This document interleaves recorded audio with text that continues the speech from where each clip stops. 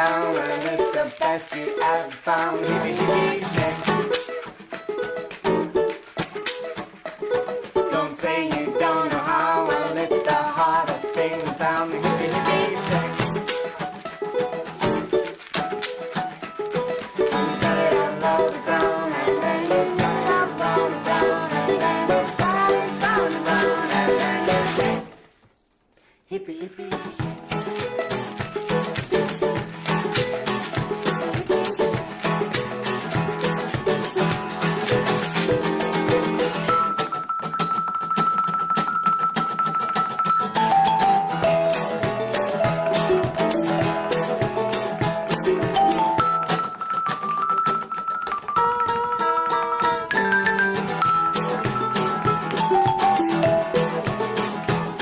Well, girl, it's been around, but it ain't no hand me down. Hippie, hippie, shake. Don't say you don't know how, well, it's the hardest thing down. Hippie, hippie, shake. Now you pick it up off the ground, and then you put it up off the ground, and then you turn it round and round. We're using Dorinish to set up a tribal community. It's really a place where people can come who want to go into this type of living and work out if they really do want to. If they want to set up communities of their own, they can come here and study what we're doing. I have to set up tribal structures and communes. Very simple. Very simple. That means that we don't want any of the paraphernalia and claptrap of 20th century society, if you like. But at the same time, peaceful, loving communities, you know, as we believe that this is the way human beings should live. Together, peacefully, loving, helping one another, and simply a case of living, working, eating, and enjoying oneself, but not a sort of a society in which cars and televisions and families and personal hoo-ha and damn you, Jack, I'm all right, is good enough, because we believe that this is not the way human beings should live. You know, this is not being civilized. Up to 20 people lived in this new society during the summer months. All but 3 have now passed on or are working on the mainland or in England to raise money for the Commune. Hippie leader Sid Rawle and 2 youths will hold out on the island during the winter to prove it can be done. They spend their time building extra teepee tents and a pier. This summer, the island will be ready for large numbers of hippies. But in Westport, the nearest town, opposition to their plans has formed. The alternative society is seen as a threat to Westport's traditional way of life. We felt to be a very bad influence on our youth, our sons and daughters in the area, and I couldn't see why we should accept them in the area. The first thing I object to, I'm now saying something that the leader of the hippies himself has said, that they do take drugs. And this is the one thing we object, because we were certain they would go into our dance halls, cinemas, and any place for that matter.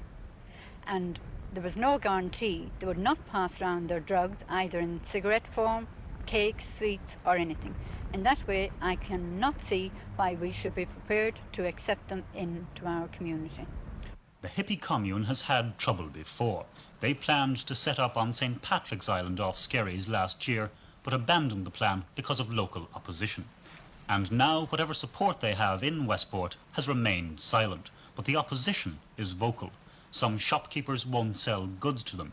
An anti-hippie association has been set up with support from all sorts of organisations, from bicycling and boxing clubs to women's and farming groups.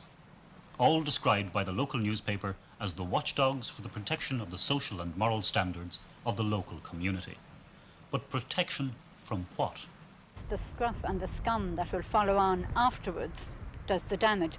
Not the people who are on the island at the moment, but what will follow them. Maybe next summer, following summer, we don't know when, if at any time. This is really what we are worried about, what will follow them.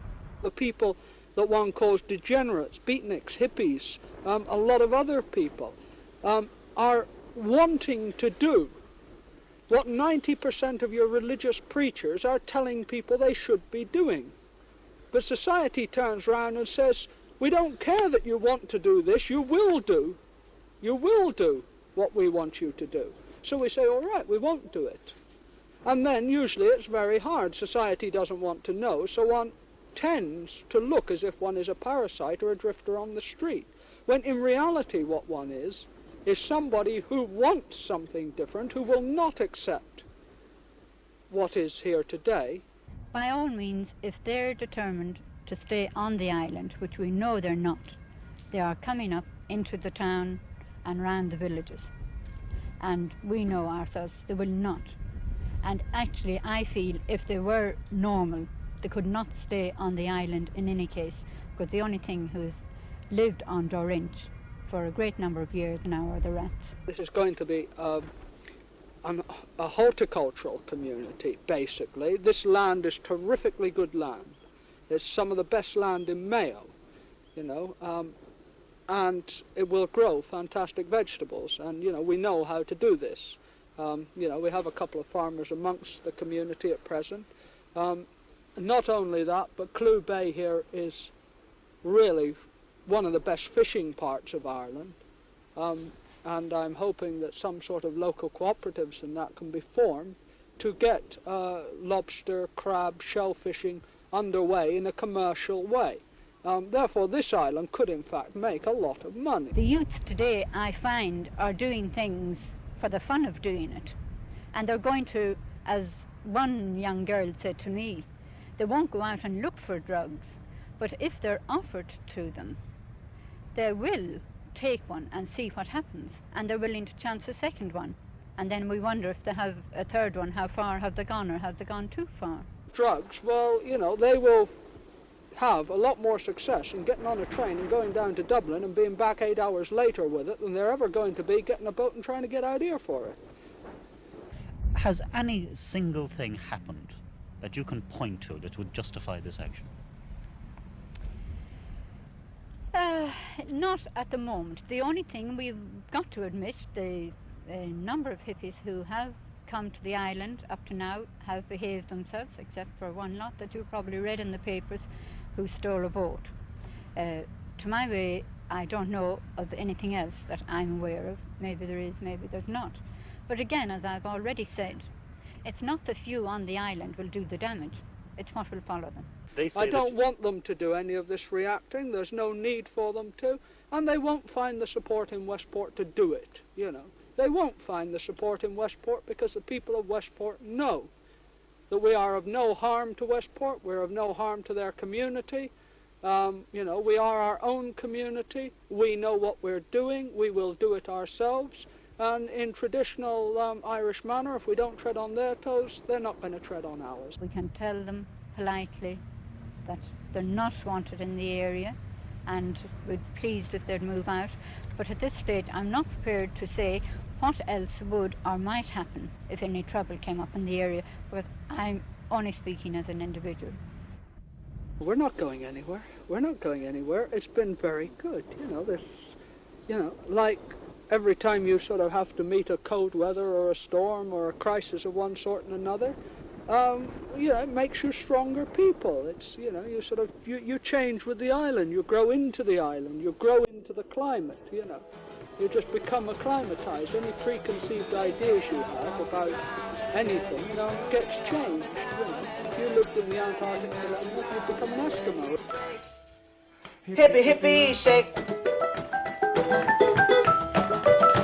Hippie, hippie, shake.